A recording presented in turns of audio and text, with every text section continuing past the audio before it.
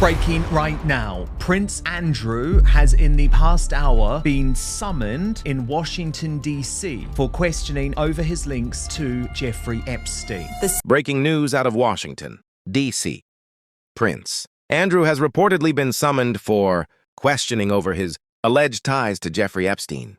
But this time, it's not just another royal headline.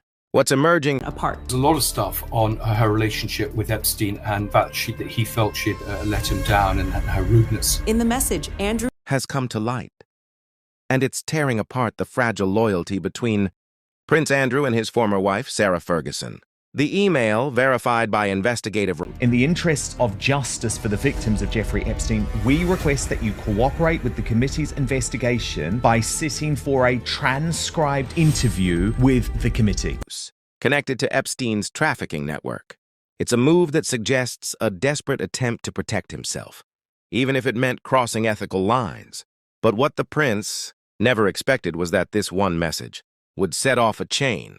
Reaction powerful enough to threaten not just his reputation, I do hope but the monarchy itself. For years, some of these Sarah Ferguson stood beside charges, Andrew in quiet solidarity. The loyal loyal ex-wife, the mother of his children, the one person who still believed in him when the world... from Grace. And I think it's a great coup for the Mail on Sunday and the Sun to have found this email. I'm not quite sure how it emerged, but it's quite clear that this is only the tip of the iceberg, and there's much, much more to emerge. Names dragged through the dirt of yet another royal scandal. And this time, she's not staying silent. Reports suggest she's consulting top lawyers and preparing to take Andrew to court, a move that could rewrite royal history. The leak didn't come from a palace statement or official source. It came from an independent journalist's investigation that exposed the decade-old email. Proof, not rumor. Within hours of the leak, Buckingham Palace was thrown into chaos. Phones rang through the night. Senior advisors scrambled to contain what one insider called a catastrophic breach of royal discretion. The palace has refused to deny the email's authenticity, but their silence has only fueled speculation.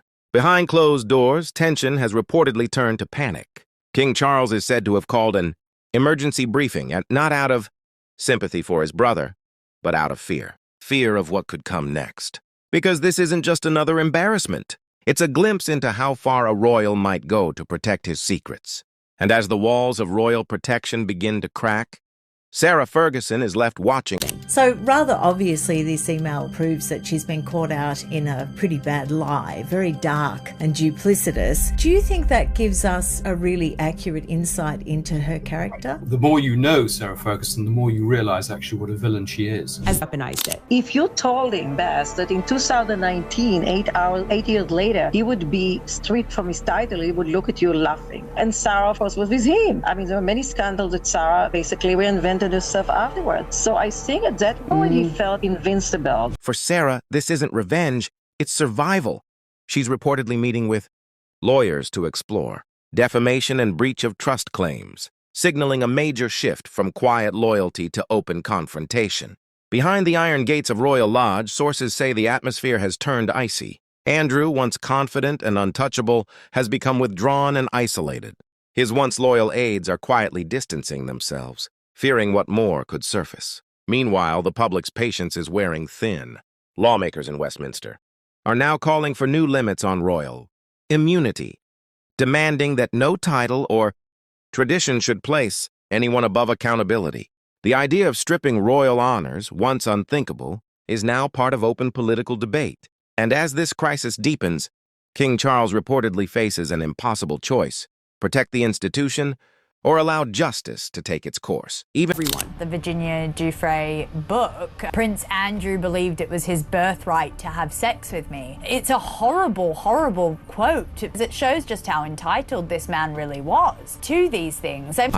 After years of enduring humiliation and defending Andrew, she's stepping into the spotlight on her own terms, not as a royal ex-wife, but as a woman determined to reclaim her dignity.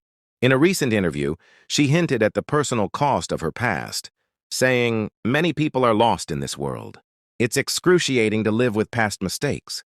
But I have to move forward." Those words, once seen as reflective, now sound almost prophetic. Her decision to challenge Andrew isn't just a legal move, it's symbolic. A declaration that even within the royal shadow, truth deserves a voice. For the monarchy, it's a reckoning. For Andrew, it's ruin. For Sarah, it might just be redemption. As Buckingham Palace... And all she's good at is gold digging, and she has done that at our expense for decades. And why she's an admired person. But now as When the walls of secrecy finally collapse, who will still be standing inside them? The storm over Royal Lodge is far from over. What began as a single leaked email has become a national conversation, one that no amount of royal silence can contain. Sarah Ferguson's legal team is said to be finalizing documents for what insiders call the battle of a lifetime.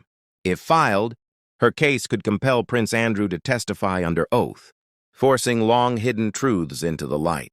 The implications are staggering, and as Britain watches this scandal unfold, the message is clear. The age of royal untouchability may finally be coming to an end, because in today's world, no crown, no matter how old or precious, can shield anyone from the truth.